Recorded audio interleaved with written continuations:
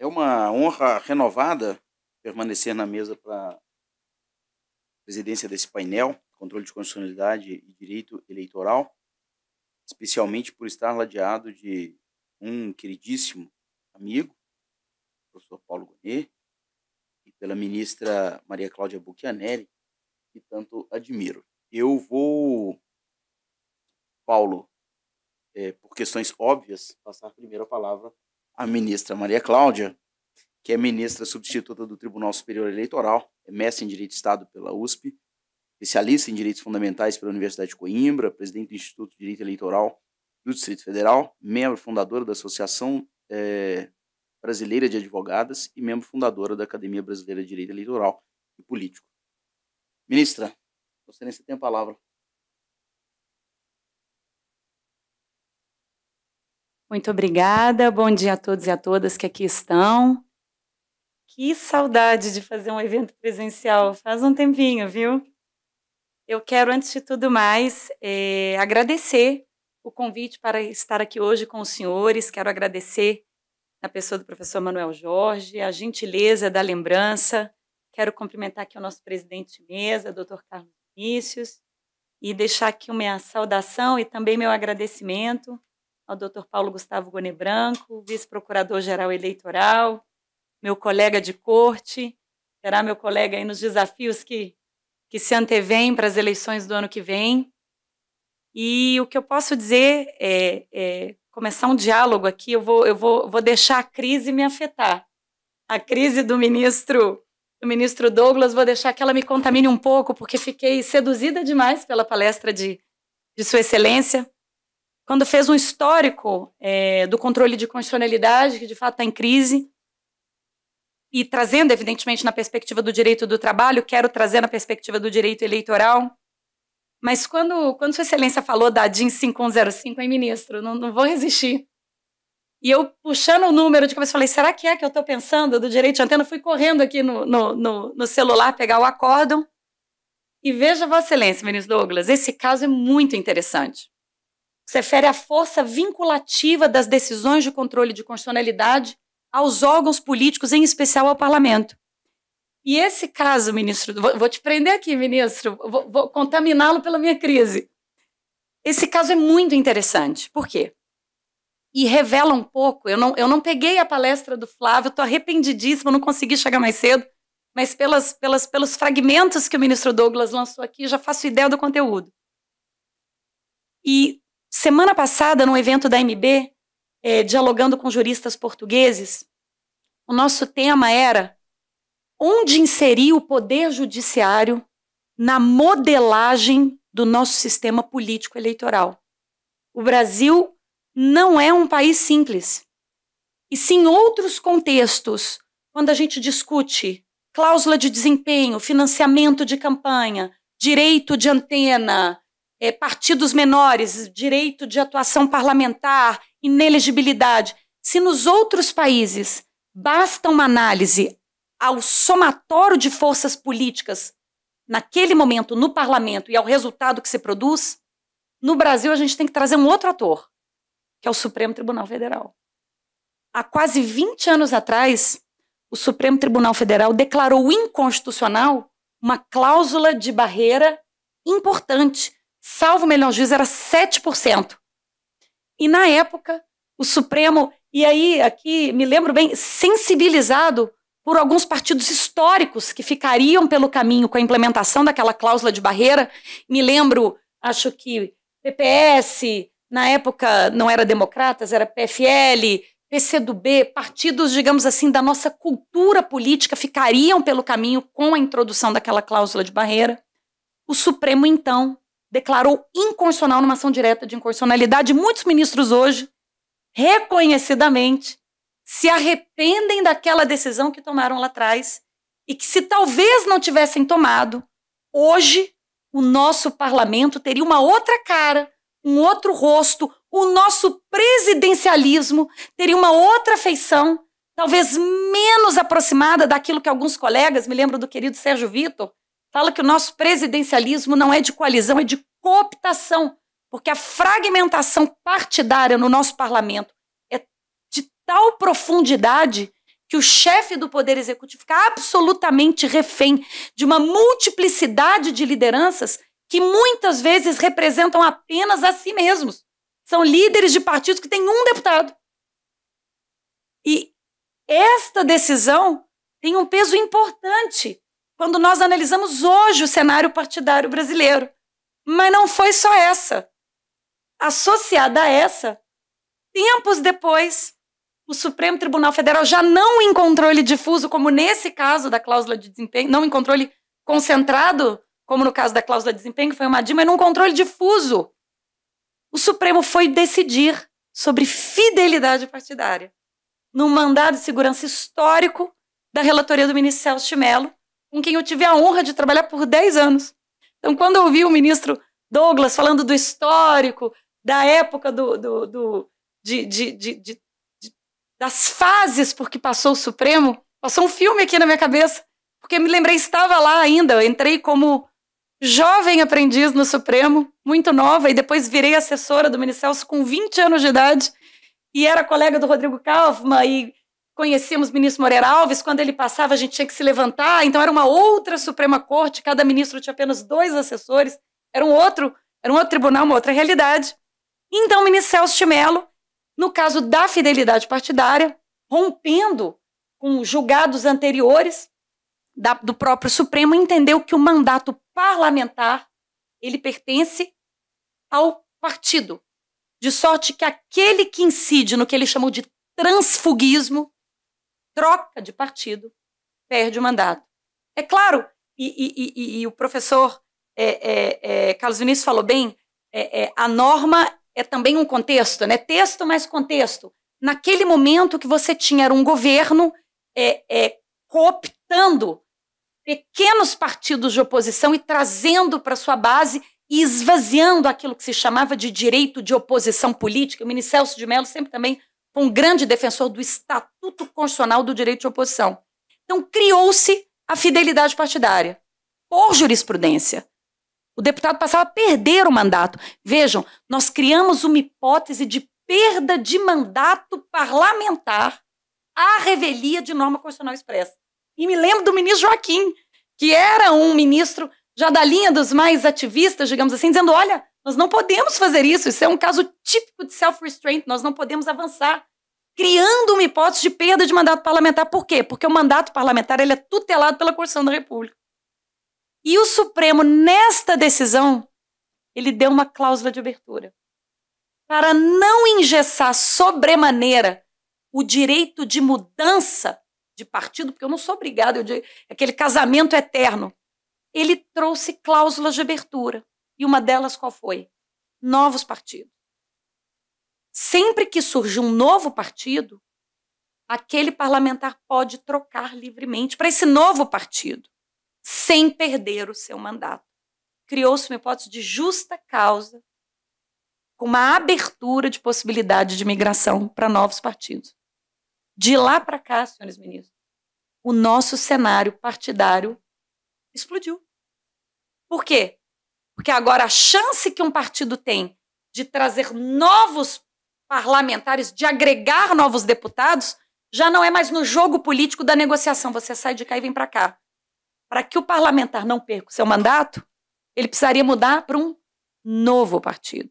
E aí nós tivemos PSD, Solidariedade, Rede, Partido da Mulher Brasileira, Partido da Pátria Livre. Nós tivemos um estouro no número de partidos políticos.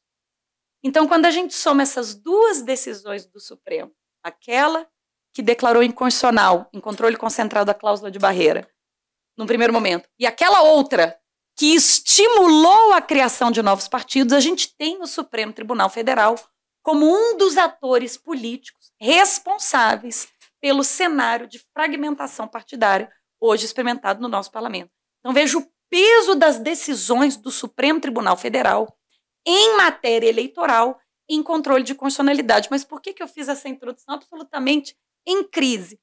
Porque quando o ministro Douglas falou da DIN 5105, o que aconteceu? O parlamento, presente esta realidade de novos partidos nascendo todo dia e os parlamentares indo para esses novos partidos E quando eles iam, eles levavam a cota do fundo partidário e o tempo de rádio e de TV correlato aos votos que ele obteve na eleição. Os parlamentares quiseram dar um tranco nesse efeito deletério e começaram a criar leis dizendo o seguinte: tudo bem, você pode mudar para um partido novo. O Supremo já disse que você pode, você não perde o mandato. Mas você não vai levar para o novo partido, é o que o ministro Toffoli falou de portabilidade, o valor correspondente dos seus votos de fundo partidário e tempo de rádio e TV para a nova agremiação. Não, você se elegeu sob a minha legenda. Então esse tempo de rádio e esse fundo partidário vai ficar comigo. Você vai trocar para um partido novo, mas ele vai ter 0 de direito de antena, só aquele mínimo que se divide igualitariamente e aquele mínimo de fundo partidário. Ou seja, era uma forma de desestimular a migração para novos partidos. E houve uma primeira lei nesse sentido. E o Supremo foi lá e declarou inconstitucional. O parlamento não gostou. Falou, eu vou fazer uma nova lei com esse mesmo conteúdo, porque não estamos de acordo com esse troca-troca. O pessoal se elege sob a minha legenda, com o meu dinheiro, com o meu nome, com a minha estrutura, e no dia seguinte ele muda para um outro partido e leva tudo para lá. Só que no meio do caminho, ministro, houve o caso da rede da Marina Silva. O Supremo tinha acabado de declarar inconstitucional uma primeira lei, assegurando a portabilidade. E aí a Marina Silva começou a iniciar o seu movimento pelo Rede. E era um movimento, não sei se os senhores se lembram, mas na época que gerava algum entusiasmo, né? Ela era uma liderança importante, respeitada, era um movimento muito espontâneo, de adesão, voluntários. Então era uma coisa que muitos achavam que seria a nossa Obama, digamos assim, uma coisa de engajamento da sociedade civil. E quando o parlamento percebeu o engajamento em torno do Rede, ele começou a apressar uma segunda lei idêntica para proibir, justamente para pegar o Rede. O Kassab já tinha se beneficiado, o PSD, todo mundo que foi, levou o tempo de rádio e de TV e levou o dinheiro.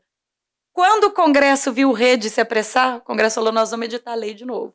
Vamos contrariar o Supremo. E nós sabemos que o parlamento não está vinculado às decisões do Supremo. O que foi que fizemos? E aí digo fizemos porque eu era advogada, então eu tenho um engajamento muito pessoal nesse processo.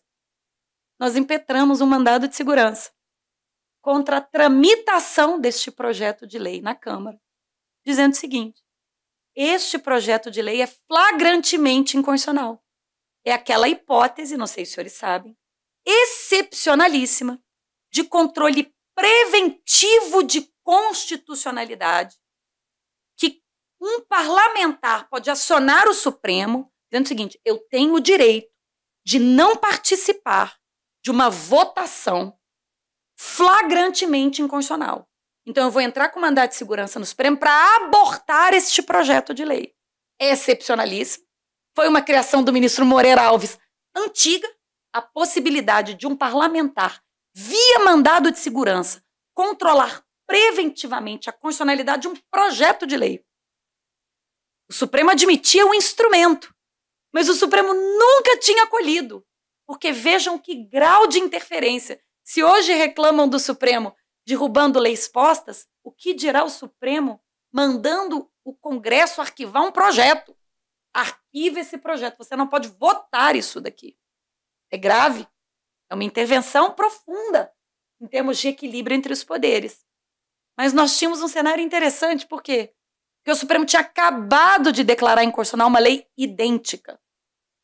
E o movimento tinha alvo certo, que era a Marina Silva. Então você tinha o que nós tentamos configurar como abuso do poder legislativo. Você tinha um target, você tinha um desvio de finalidade, você pessoalizou o processo legislativo para atingir aquele movimento. E nós impetramos esse mandado de segurança preventivo, questionando a constitucionalidade desse projeto de lei, mandado de segurança 32033. E o ministro Gilmar Mendes deferiu a liminar e suspendeu o projeto de lei. Eu não me esqueço desse precedente, porque foi uma grita. E me lembro que, na época, o presidente do Senado era o senador Renan Calheiros, e nós não vamos cumprir, né? Então, veja que as crises se renovam, né, ministro Douglas? E no final das contas, moral da história, o voto do ministro, a decisão do ministro Gilmar não prevaleceu, mas ele ficou muito bem acompanhado. Celso de Mello, Dias Toffoli, Gilmar Mendes e mais um, que agora não me recordo, foram 4 votos de ministro Supremo, no sentido de arquivar aquele projeto de lei, que repetia um projeto de lei que vinha de ser derrubado pelo Supremo. Como o Supremo não arquivou, ele virou esta lei que foi objeto da DIN 5105. Então, no final das contas, aquilo que o Supremo não conseguiu arquivar preventivamente, acabou declarando a inconstitucionalidade posteriormente no julgamento da DIN 5105. E aí, uma vez mais, reagindo ao movimento do parlamento e mantendo a portabilidade, com que o Supremo, mais uma vez, contribuiu para o cenário de fragmentação política. Então, vejam, que se é delicado esse exercício de controle de constitucionalidade em todos os ramos do direito, quando a gente fala de direito eleitoral e de direito político, a sensibilidade é ainda mais aguda. Por quê? Porque não há modelo eleitoral perfeito. Não existe. Todo modelo tem perdas e ganhos. A gente conversava, professor Paulo, com a professora Benedita Urbano, de Portugal, na semana passada, e ela dizia: o Brasil tem muito apego às minorias. Vai chegar um momento que o Brasil vai ter que fazer escolhas. Escolhas difíceis, ela falou, eu reconheço, escolhas muito difíceis. Escolhas de Sofia, digamos assim. Mas ela vai ter que escolher entre governabilidade e representatividade.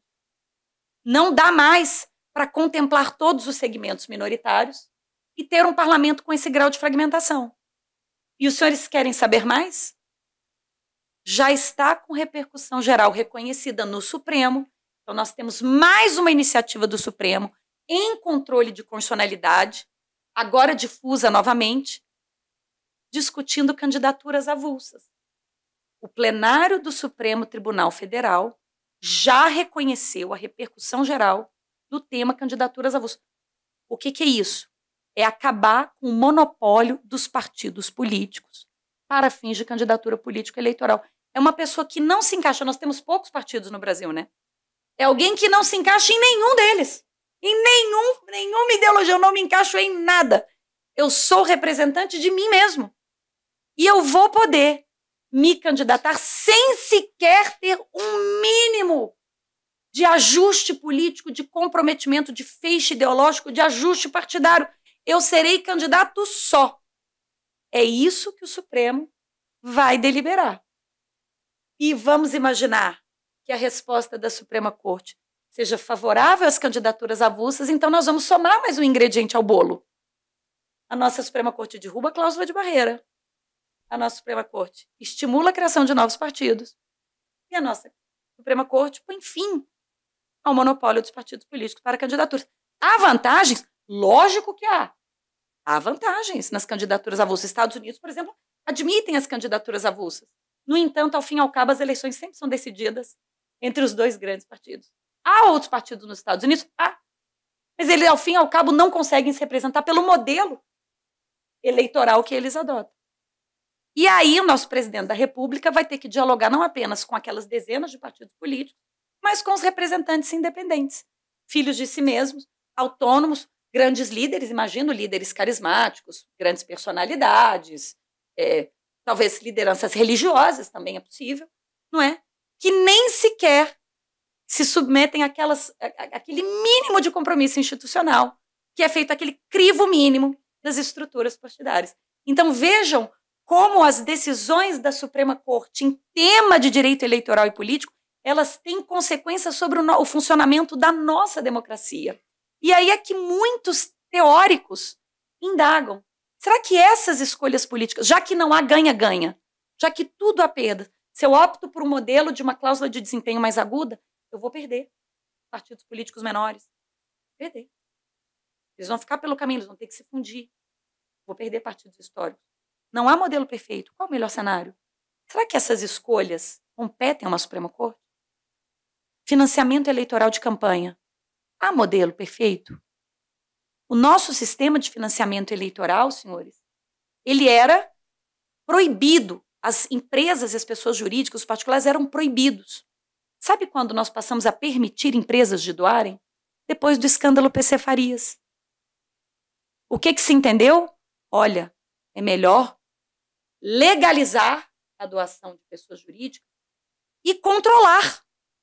Porque esse modelo de proibição jogou tudo para o Caixa 2. Logo após o escândalo PC Farias, nós passamos a permitir as doações eleitorais de pessoas jurídicas. E aí, de crise em crise, né, ministro? Tivemos a crise do mensalão. Não. Vamos proibir novamente financiamento de pessoas jurídicas, absoluto. Poderíamos ter estabelecido tetos nominais, poderíamos ter escolhido outros modelos restritivos, mas a proibição foi absoluta. Qual é a consequência? É bom? Tudo é bom e ruim. Tudo tem perdas e ganhos. Agora o financiamento é exclusivamente público. E agora nós estamos no meio de uma pandemia, de uma crise sanitária, de uma crise social, de uma crise de desemprego, e no nosso orçamento discute-se agora qual a fatia a ser destinada ao fundo eleitoral, que precisa ser financiado. Eu não gosto daqueles que dizem, não, vamos pegar o dinheiro e destinar à vacina. É mesmo? E quem vai financiar as eleições? Quem vai financiar as novas lideranças? Como é que os candidatos vão se colocar os eleitores? O ministro Marco Aurélio tinha o chavão. Existe um preço para se viver numa democracia. E esse preço é módico. Eleições custam. No mundo inteiro custa. Se eu fecho todas as fontes privadas, alguém tem que financiar. E foi para o dinheiro público. É bom? É ruim? Tudo tem prós e tudo tem contra. E daí, novamente, a pergunta: será que o Poder Judiciário é o órgão adequado para a tomada dessas decisões políticas, para a realização dessas escolhas, que não são escolhas ideais, nunca são. Todo modelo eleitoral tem prós e contra. São juízos de escolha, que, em regra, deveriam competir ao parlamento. Mas, em muitos casos, estão competindo à nossa Suprema Corte. E aí vem a pergunta se há legitimidade constitucional para esse grau de tomada de decisões. Então, encerro esse primeiro aspecto para colocar como, em tema de direito eleitoral, as decisões em controle concentrado da nossa Suprema Corte repercutem no delineamento, da engenharia da nossa democracia. E aí a gente precisa realmente pensar se o caso é mesmo de legitimidade do judiciário ou se essas escolhas, que são escolhas difíceis, não deveriam competir, essencialmente, por excelência, ao parlamento. Eu trouxe aqui também, não poderia deixar de trazer, já estou encerrando, que virou o caos, tomou conta da minha fala. Eu trouxe aqui, não poderia deixar, que o ministro Douglas falou em efeito backlash. E o que é o efeito backlash? É o bumerangue. É quando você joga o bumerangue achando que está arrasando, né, ministro? E ele volta na sua testa.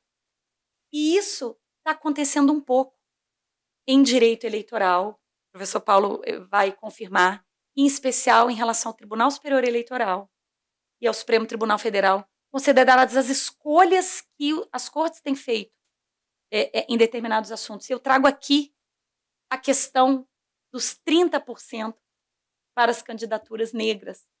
Esse foi um tema que incomodou muito, que abalou muito as estruturas partidárias e aconteceu nas últimas eleições. Nós tivemos alguns avanços do Tribunal Superior Eleitoral louváveis, feitos em consulta. O TSE tem poder de responder consultas administrativas. As pessoas indagam, formulam perguntas e o tribunal responde. E aí, num determinado momento, um grupo de parlamentares mulheres formulou a seguinte pergunta para o TSE. Tribunal, nós sabemos que, pela lei, os partidos têm que separar 30% das suas candidaturas para as mulheres. Toda lista de candidatos tem que ter 30% de um dos gêneros. Lamentavelmente, o gênero minoritário ainda é o feminino. Indaga-se, já que tem 30% de candidatura, não seria consequência obrigatória que os partidos dessem a esses 30% de mulheres 30% de fundo partidário, do dinheiro da campanha, e 30% do tempo de rádio e de TV? Porque o que acontece é que os partidos lançam essas mulheres e essas mulheres não chegam ao eleitor. Ninguém nem sabe que essas candidaturas existem. Elas não recebem um centavo sequer dos partidos. Elas não têm apoio nenhum. Elas não aparecem na televisão. Não é uma consequência natural da lei? A lei não dizia isso. A lei falava em reserva de candidatura. E o Tribunal Superior Eleitoral, numa decisão louvável e histórica, conduzida pela ministra Rosa Weber, disse que sim. Que não basta ter 30% de candidatura. Não é uma candidatura proforme, não é uma candidatura formal. Precisa ser uma candidatura efetiva. Do contrário, é fraude à lei. E é mesmo. Você finge que lança, mas não lança. Ela some. E o tribunal avançou e disse que então os partidos tinham que dar 30% de rádio e TV e 30% do dinheiro para as candidaturas femininas. Senhores, como consequência dessa decisão do Tribunal Superior Eleitoral, nós tivemos o maior salto de eleição de mulheres para a Câmara dos Deputados na nossa história.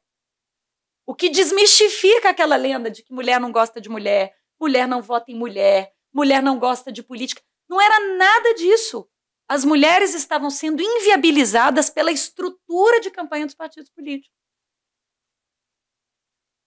Só que o tribunal foi um pouquinho além. Porque depois da consulta sobre mulheres, veio uma consulta sobre negro. Se não era o caso também de dar uma destinação mínima de verba e tempo para as candidaturas de afrodescendentes. E a essa altura, já estávamos, eu não lembro ao bem, Paulo, se você vai ter isso de cabeça, mas eu acho que era agosto, era perto, agosto do ano eleitoral. Então o processo eleitoral já estava se desenrolando. E o Tribunal Superior Eleitoral disse que sim, precisamos incentivar as candidaturas de negros, mas não vamos aplicar essa decisão para agora. Vamos aplicar o artigo 16 da Constituição e vamos jogar esse tema para as próximas eleições, porque afinal das contas estamos a 2 meses do pleito.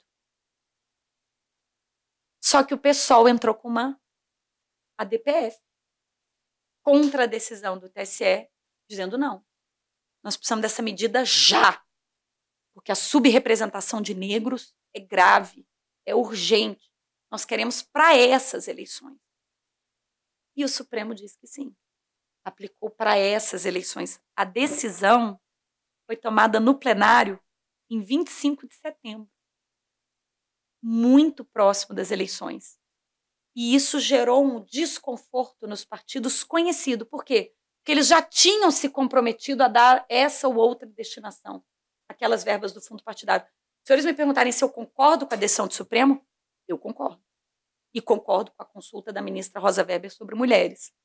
Mas voltando agora sobre backlash, a consequência desse caldo é que hoje, no projeto de Código Eleitoral, que veio de ser aprovado na Câmara, o TSE está perdendo o seu poder de responder consulta. Então, é uma típica situação, um caso clássico de efeito bumerangue.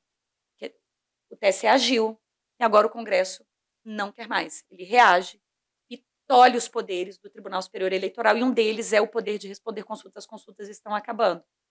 E a outro que poderia ser entendido como um efeito bumerangue, seria a submissão ainda mais rígida, porque nós sabemos que já há das decisões do Tribunal Superior Eleitoral em qualquer esfera administrativa, resoluções, consultas, e do próprio Supremo Tribunal Federal, ao artigo 16, que é o princípio da anualidade eleitoral. A gente sabe que tudo que altera o processo eleitoral não pode valer se for promulgado menos de um ano das eleições.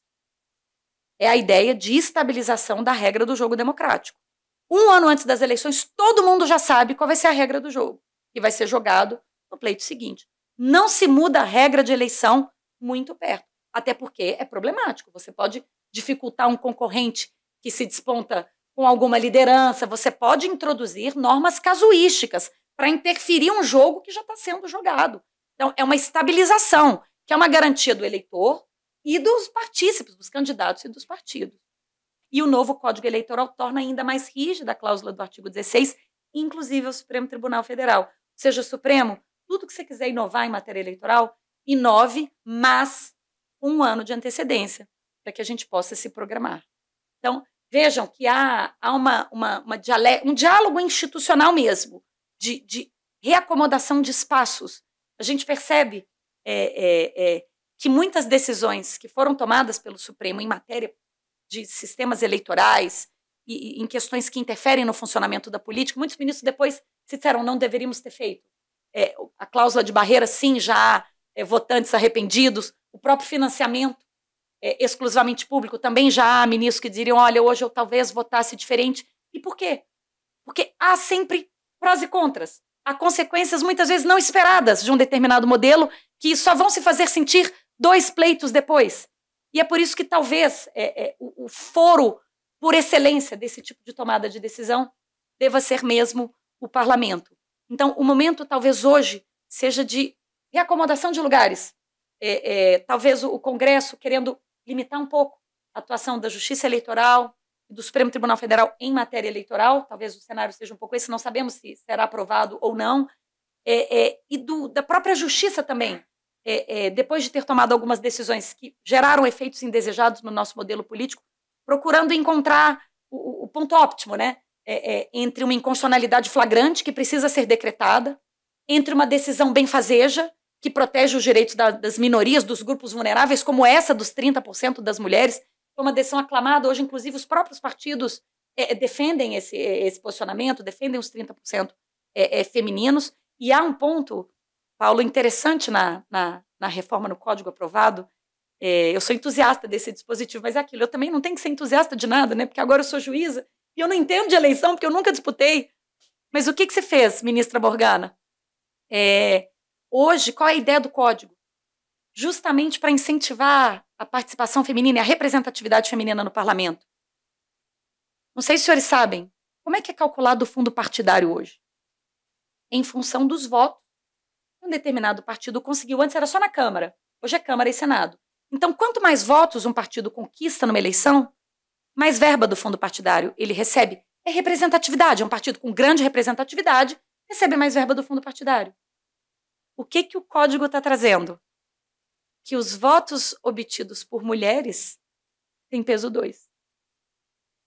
Então, para cada parlamentar eleita, mais dinheiro para os partidos. Então, a ideia é do parlamento. Juiz não tem que se meter nesses assuntos.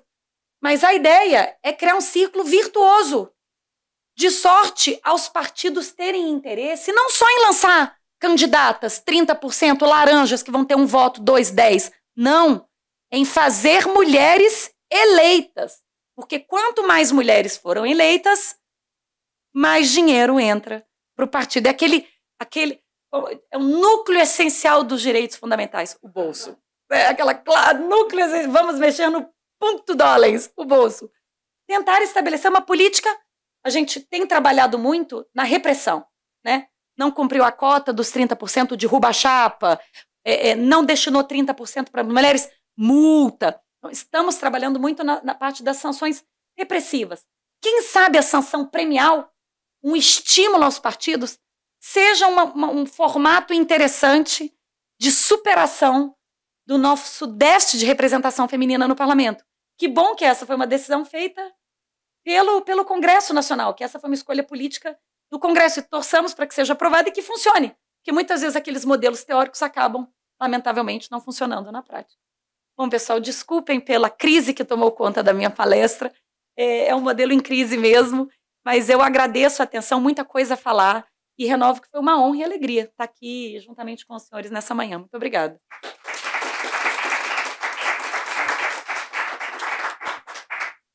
Maria Cláudia, a honra e a alegria é toda nossa. Eu já ia te conceder mais uns 40 minutos, mas eu lembrei que o Paulo está aqui. Aflito. E uma palestra entusiasmada de quem conhece por dentro e quem vive essas questões eleitorais e constitucionais. Muito obrigado. Agora passo a palavra para a última exposição desse seminário, para o nosso querido professor Paulo Gustavo Goné Branco, que é vice-procurador-geral eleitoral, mestre em Direitos Humanos pela Universidade de Access e doutor em Direito, Estado e Constituição pela Universidade de Brasília. É conselheiro superior do Centro de Altos Estudos e Controle da Administração Pública do Tribunal de Contas da União, foi diretor-geral aqui dessa escola, autor de diversas obras, dentre as quais o curso de Direito Constitucional, escrito em coautoria com o ministro Gilmar, e publicação contemplada com o Prêmio Jabuti, a melhor obra jurídica de 2008. Paulo, tem a palavra. Bom, faltou um título aí. Eu sou amigo do Carlos e amigo do Manuel. Aliás, é o melhor desses títulos. Eu já começo, então, agradecendo o querido Manuel. Eu vou tirar o doutor, e todos aqui são meus amigos, né? Então, Manuel, muitíssimo obrigado pelo convite, pela honra de participar aqui desse evento. Carlinhos, muito obrigado também. Também é uma satisfação única estar sendo presidido por você. E Maria Cláudia, que palestra fascinante, né? Coisa fantástica. Eu estava aqui dizendo assim, não, Carlos, eu abro mão da minha... Eu não tenho mais nada a dizer depois de ter ouvido Maria Cláudia, Douglas, a minha querida Morgana, a sabedoria aí erudita e ao mesmo tempo fácil do doutor Flávio, né? Saiu o doutor porque eu não sou amigo ainda de tanto tempo. Mas eu já conheço pela obra em 4 volumes sobre liberdade, sobre mutação constitucional, uma obra realmente fantástica. Mas eu gostaria também de dar um abraço pessoal para todo mundo da escola. Eu tenho muita saudade daqui. E outro dia eu estava brincando, dizendo assim, que saudade dos problemas da escola. Eu até falei com o Aras assim, olha, se tiver uma vaga lá, eu volto.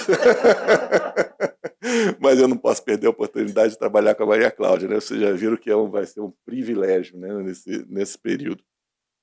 Bom, o tema aqui é controle de constitucionalidade e direito eleitoral. Tem várias formas de poder abordar esse assunto. Uma delas, e talvez a mais fascinante, seja a que a Cláudia fez.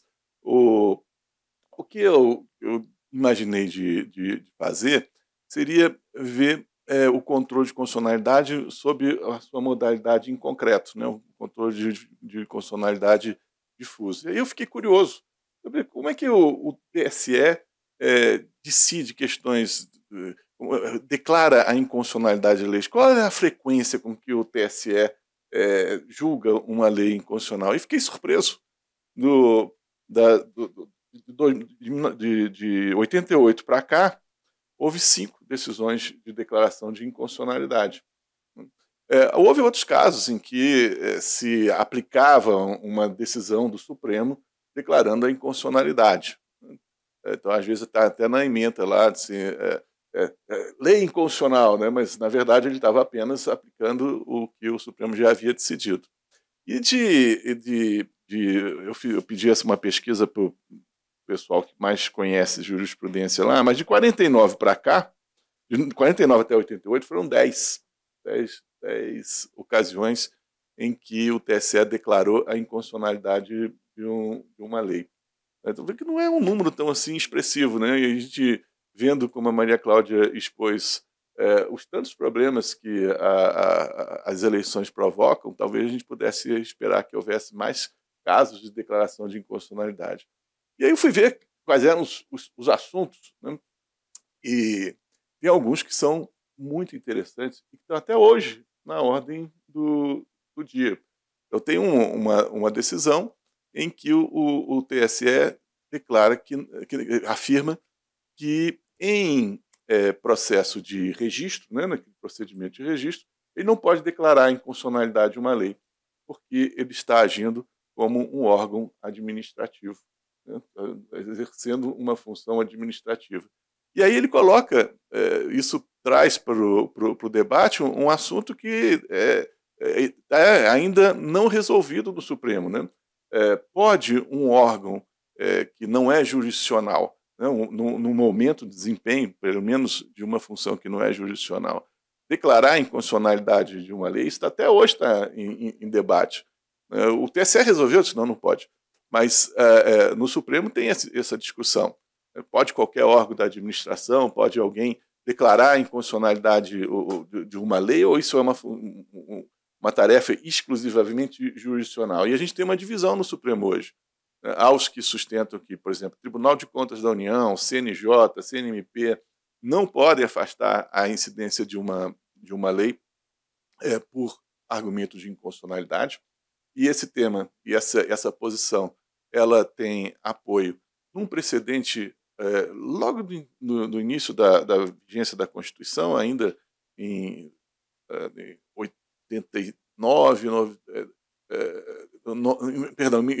1990, quando o ministro Moreira Alves sustentou isso. Nesse desenho de separação de poderes, somente o judiciário pode declarar a inconstitucionalidade de uma lei. E aquela súmula 474, se não me engano, né, que diz que a administração pode anular os seus próprios atos por ilegalidade, e só vale para atos de efeito concreto, não vale para leis. E a afirmação dele era de que essa é uma... eu me lembro de onde foi isso. Foi quando o Collor editou uma medida provisória que estipulava uma conduta como crime, tipificava uma conduta como crime. Houve uma grande grita, especialmente da OAB, dizendo que isso feria o princípio da legalidade, e aí o ministro Moreira Alves era o relator de um caso, de uma ação direta de inconstitucionalidade, pedido de liminar.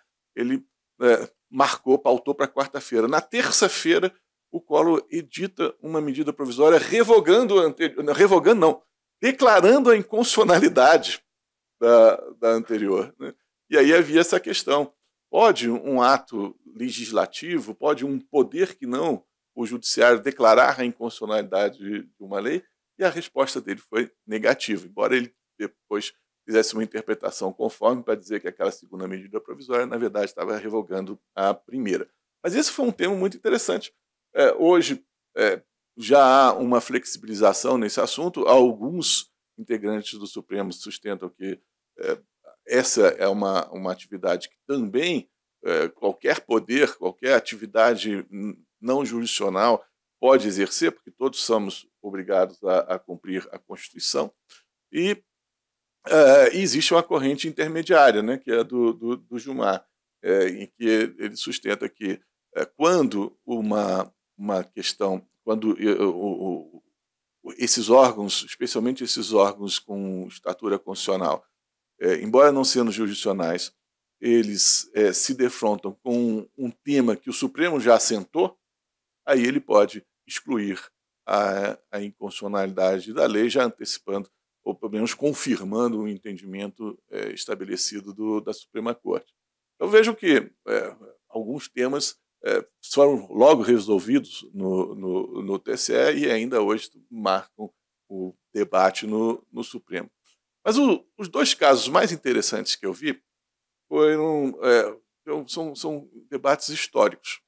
O primeiro deles foi uma declaração de inconstitucionalidade que o TSE proferiu logo depois que o Partido Comunista do Brasil foi cassado por uma decisão do TSE em que se dizia que tinha havido uma fraude. O Partido Comunista do Brasil assumia, por palavras, que era adepto do regime democrático, do respeito pelo modelo democrático de assunção de poder, mas, historicamente, se dizia que esse não era assim, que eles eram adeptos da ditadura do proletariado, da assunção do poder pela força, e isso gerou uma causa no TSE, e o TSE caça o partido. Mas aí surgiu um problema. O que fazer com os deputados que haviam sido eleitos pelo Partido Comunista do Brasil? Aí veio uma lei, e essa lei diz que eles perdiam o mandato. Tudo bem, perdi o mandato, acabou o mandato. Aí essa lei passa, ninguém declara a inconstitucionalidade dela. Mas surgiu outro problema. Quem é que vai ficar no lugar desses deputados que perderam o mandato? Só para vocês verem como o Douglas lembrou, essas questões de constitucionalidade, sempre trazem problemas que são impensáveis, né? Maria Cláudia lembrou agora tanto dos problemas que não são antevistos na hora que a decisão é tomada. Bom, veja, uma decisão lá do TSE já gerou 2 leis, né? A segunda lei é essa. Esses deputados, esses cargos, serão ocupados pelos partidos, pelos candidatos dos partidos que remanesceram. E essa questão aparece, num caso concreto, no TSE. É válido isso?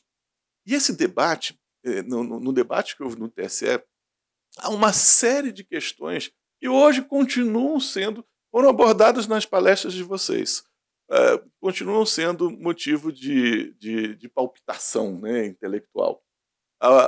O acórdão é enorme, é uma coisa raríssima no TSE, né? Acordos muito, muito grandes. E com enorme erudição também.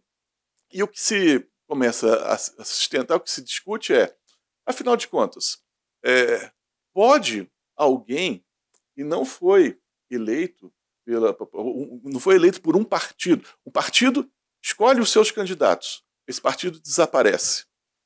Os seus eleitos perdem um mandato. Pode-se distribuir essas vagas para os outros partidos que não tiveram a aprovação popular, que não tiveram o endosso popular para o preenchimento daquelas vagas? E aí surge uma grande discussão. Qual é a natureza do partido político? E essa discussão vai ser muito útil para enfrentar esse problema da candidatura avulsa, que também, para mim, parece alguma coisa totalmente contrária à sistemática da Constituição. Mas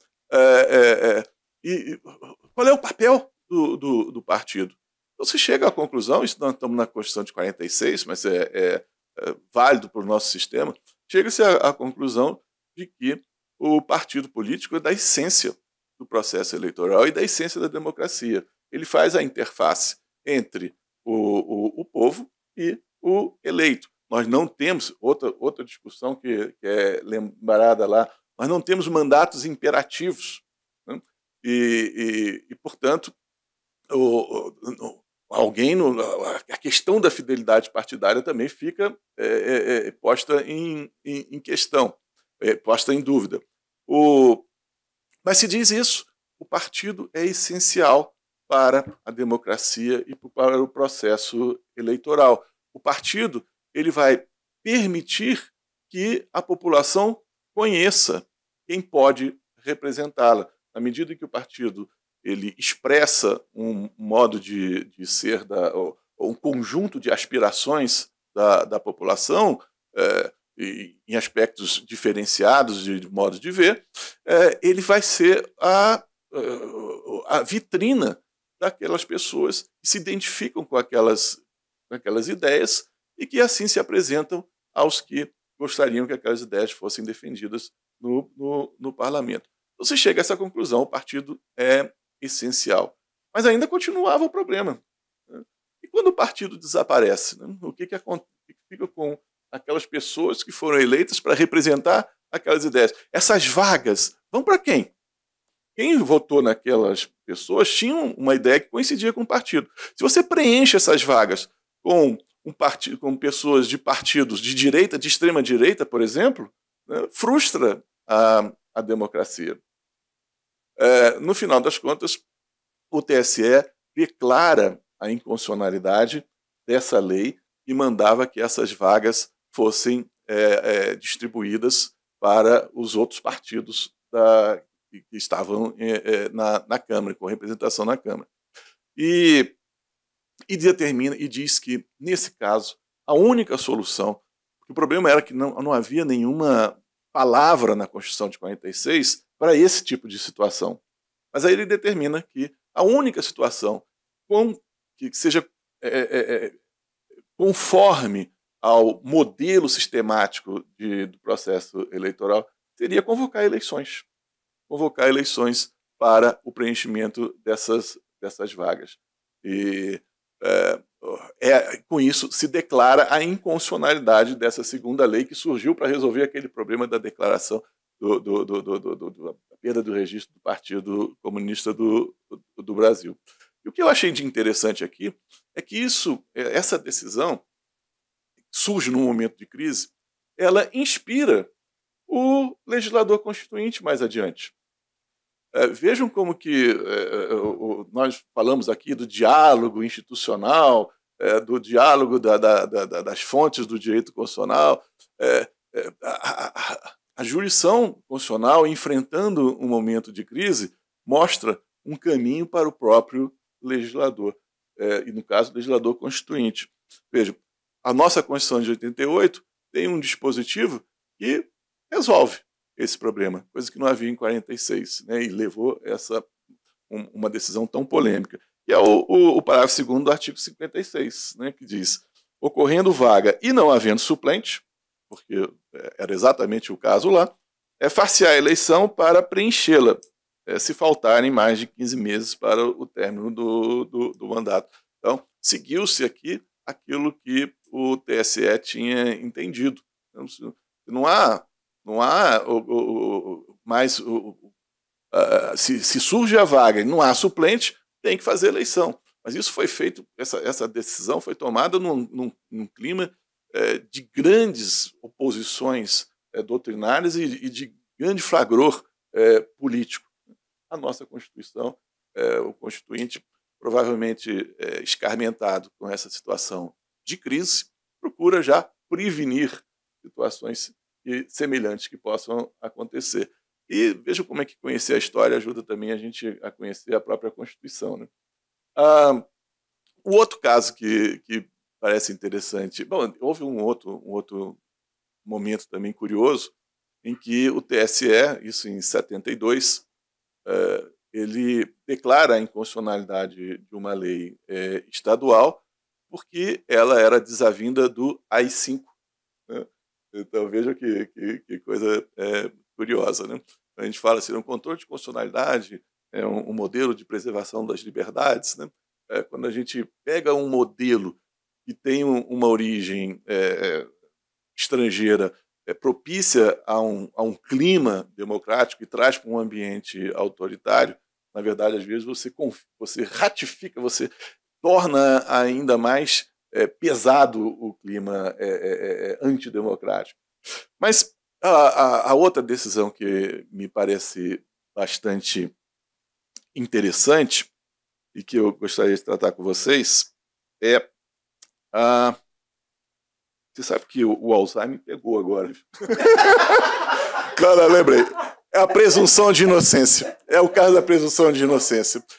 O TSE declara a inconstitucionalidade de uma lei porque impedia que alguém que tivesse recebido uma denúncia penal pudesse ser candidato, né? A lei impedia isso. E o TSE disse que feria a presunção de inocência. E essa é uma decisão ainda da Constituição de 67 e 69.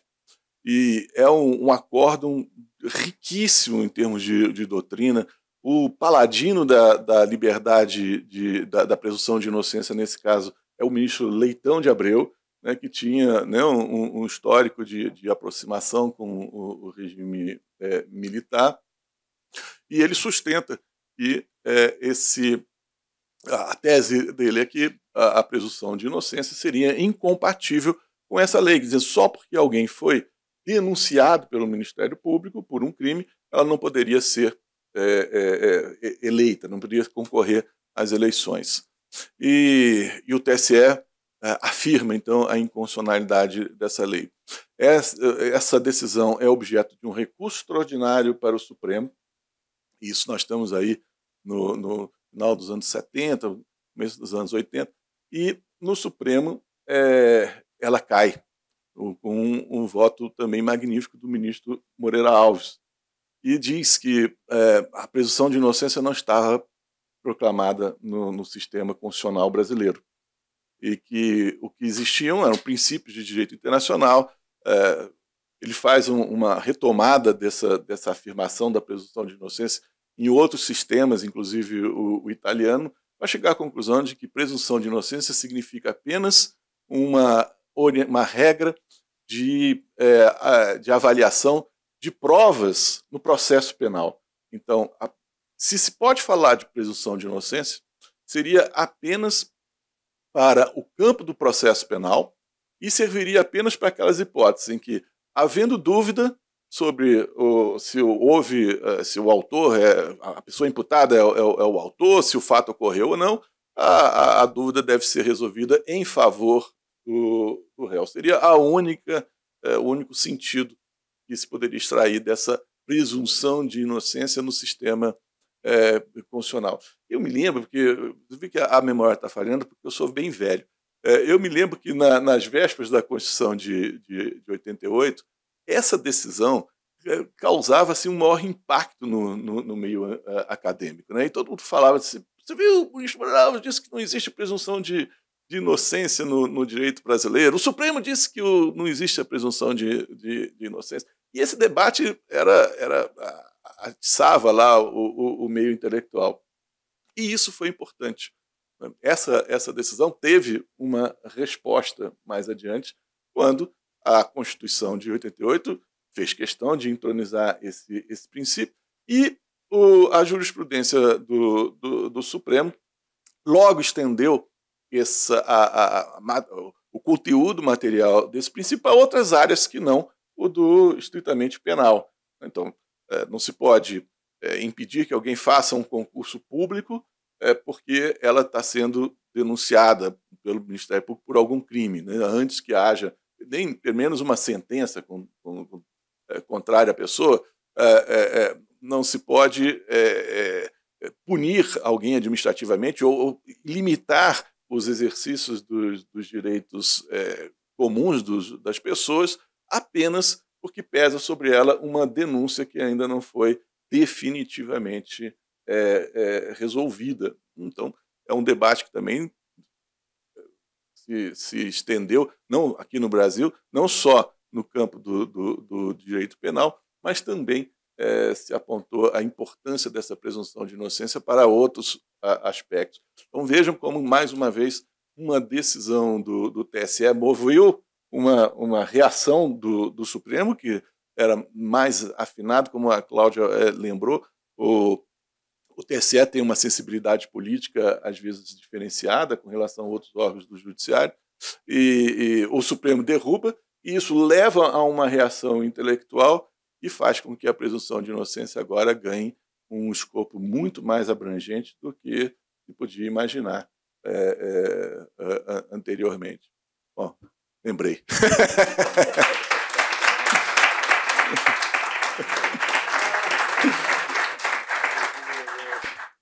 Muito obrigado ao querido Paulo, que enriquece o encerramento desse painel com esse apanhado, com essa reflexão, não só sobre o controle, mas também histórica.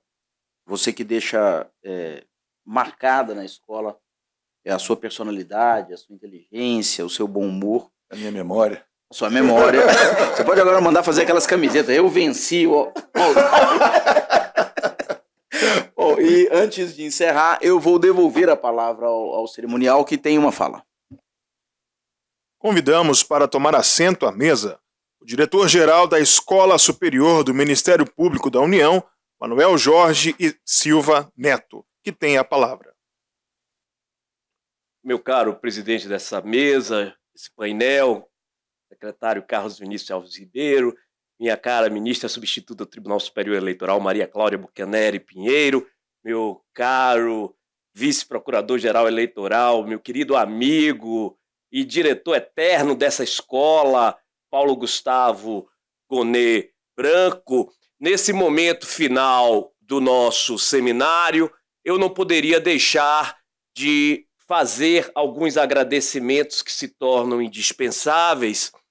E, em primeiro lugar, eu gostaria de agradecer ao Procurador-Geral da República, Antônio Augusto Brandão de Aras, não apenas pelo apoio que tem sido mostrado a esse seminário, a outros eventos da escola, mas de modo indistinto ao funcionamento e à própria maneira de ser da escola, que, como foi referido no início, é um local de pluralismo, de diversidade e de liberdade. Essa é a diretiva da Escola Superior do Ministério Público da União, que foi assinalada, inclusive, por Sua Excelência, no momento em que nós, eu e Paulo, fomos empossados em 2 de fevereiro de 2020.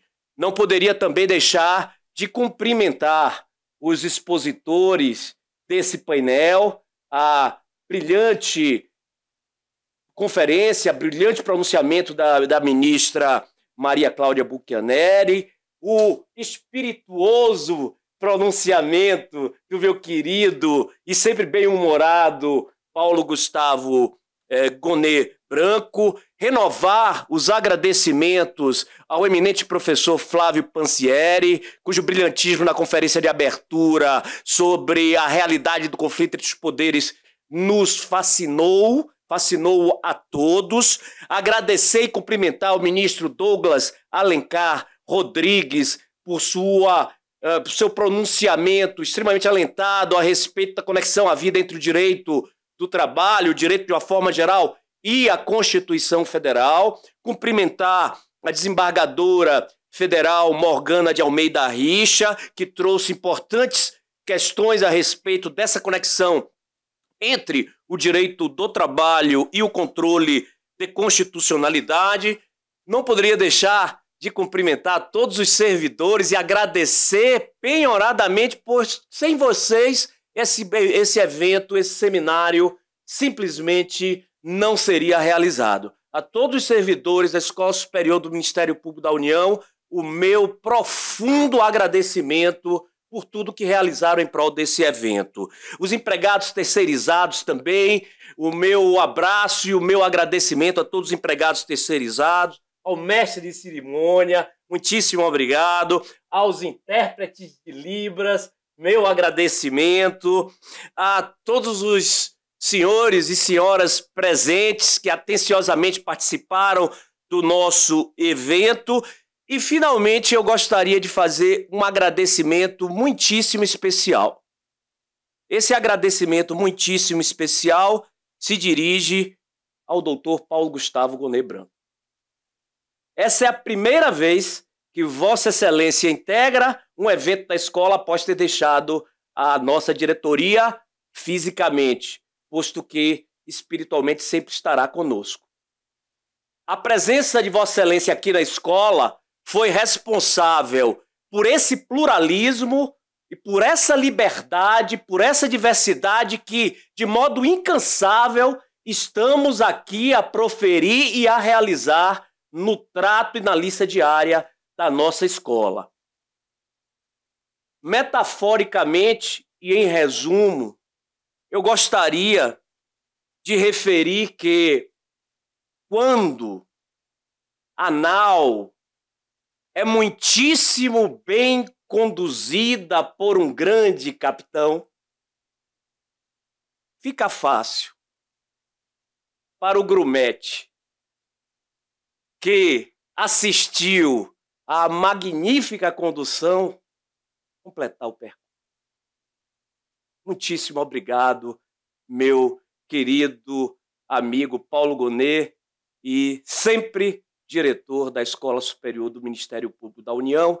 E com essas palavras eu declaro encerrado esse seminário e devolvo a palavra ao mestre de cerimônia. Muito obrigado.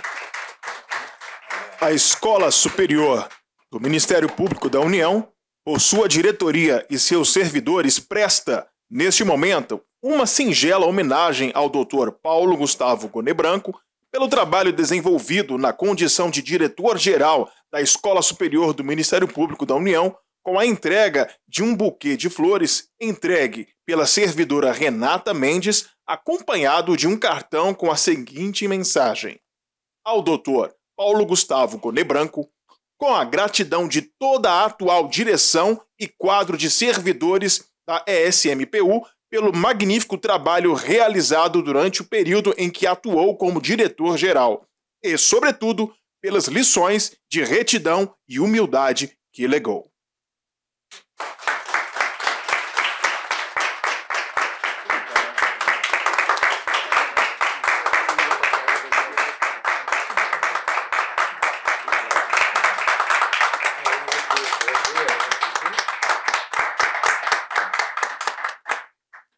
Senhoras e senhores, agradecemos a participação de todos neste evento. Tenham todos uma boa tarde.